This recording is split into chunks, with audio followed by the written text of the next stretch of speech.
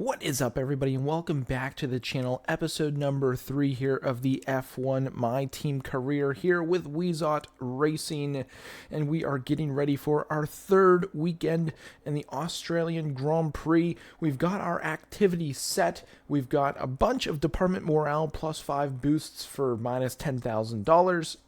We've got plus 500 team resource points as well as plus 30,000 K, as well as a power team building exercise to get them up plus 5% as well before we get into the Pirelli hot lap.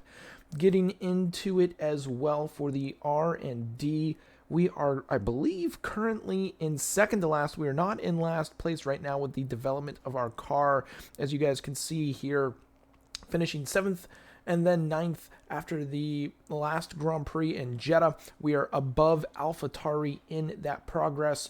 We are also going to here right now do the recommended upgrade, which is the floor stiffening stay positioning, which will help. Department has reached max capacity, so we might want to go ahead and add some more aero to our car. And the beam wing, I think, will be very nice. 28% chance failure, but that will be ready after the Australian Grand Prix. We will go ahead and get that in to the works. I also want to go ahead and make a potential change here to our driver itself. I want to add development feedback, the first upgrade for it, because research point income will be boosted by 10%, and that is only going to help our team develop the car and perform a lot better later on in the season. It's only $250,000. We are going to go ahead and do that and put that on our driver, Nate Weezot. As well as taking a look at the standings. If you guys missed the last episode, be sure to check that out. But we are currently in 9th for driver standings with 8 total construction points. And our teammate Jarno Opmer is currently in last with 0 points. Our team is in 6th above Williams, Alpine, Alfa Romeo, Haas, and AlphaTauri. It might be a battle potentially with McLaren, but if anything, will be a mid to low team battle against Williams, Alpine, and I believe Alfa Romeo and potentially AlphaTauri. Other than that, no other news as of now, but we will go ahead and advance the days here. We get some money, team funded event, rear floor under tray, or however you say that. Our marketing department has requested your attendance at today's meeting to help them resolve an issue. Let's see here. Team acclaim can go up 2,000, and we lose $100,000. Ooh. Do we need to hire team acclaim to get better drivers in the future? We're probably going to want to take that. Not an easy decision, but you handled it well. Thanks. Yes, I agree. Did it cost money? It did. But did we eventually come out in the positive? We did. And we'll also do this Pirelli hot lap, not on camera, but that'll get that $100,000 back to us. So I think it was an easy decision. Before we do get into the weekend, we have gone ahead and got the chassis upgraded. We've got the rear floor under tray distribution upgrade, and that is a revised rear floor under tray, provides a more symmetrical weight distribution whilst maintaining its rigidity. Very interesting jumble of words, but again, we're actually now down in last when it comes to performance. So with all that being said, we're going to go ahead and get into the weekend, hop into qualifying after practice, and we will see you guys there in just a moment.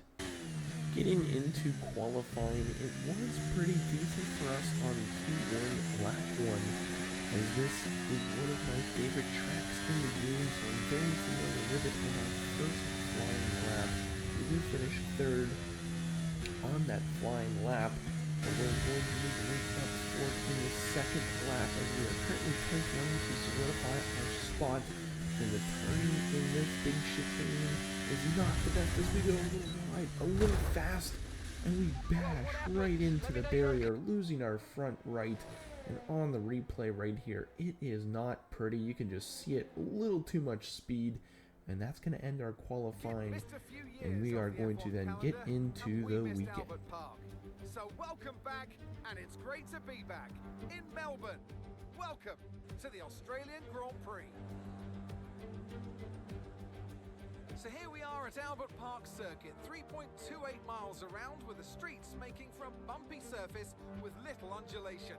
There are 14 corners around the lake, with the best passing opportunities coming at turn 1 and turn 3.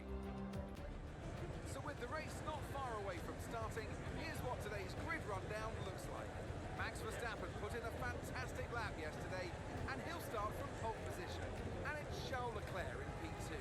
Moving on to the rest of the grid, we have Sainz, Norris, Hamilton, Russell, Perez, Oscar Piastri, Fernando Alonso, Gasly, Ocon, Tsunoda, Albon, Bottas, Magnussen, Skip, Ricciardo, Joe, Hulkenberg, Stroll, Sargent, and the owner-driver rounds off the grid.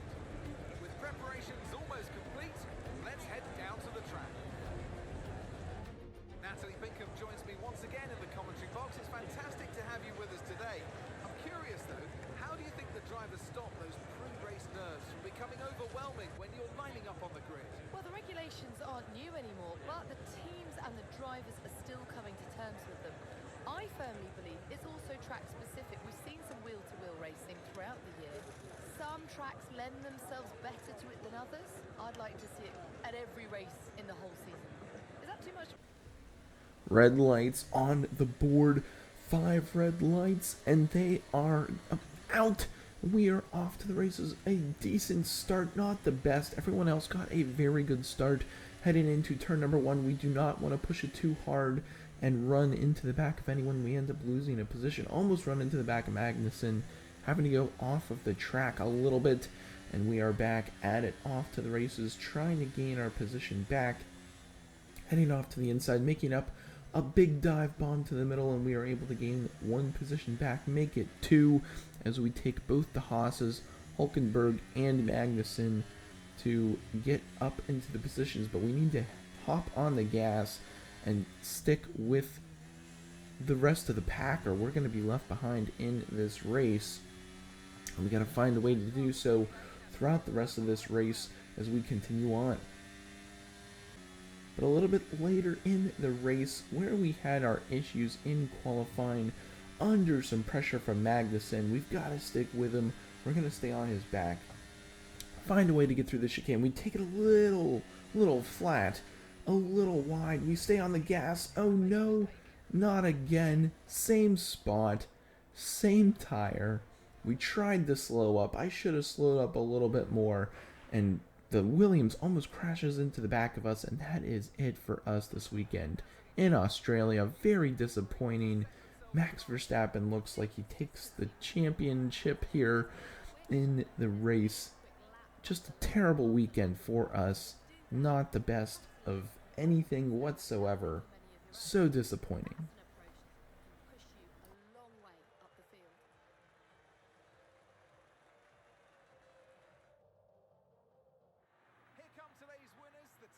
Have done a phenomenal job recently, and it's clear to see that they've put in the work, and they should be so proud of the victory they secured here.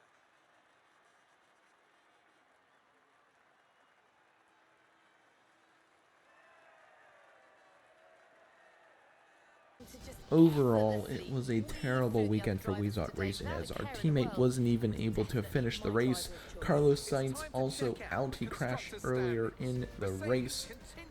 But overall, very bad weekend for Weezot Racing. We're going to need to find a way to come back strong in Azerbaijan. As you can see there, we are still currently sitting very high in the driver standings, still in 9th, so not too terrible there. And in the Constructors' Championship standings, we are still currently in 6th. So not all is bad. A bad weekend, but we'll need to bounce back. That's going to be it for this one. If you guys enjoyed it, hit that like, hit the subscribe button, but that's going to be it for this one, and we will see you guys in the next video.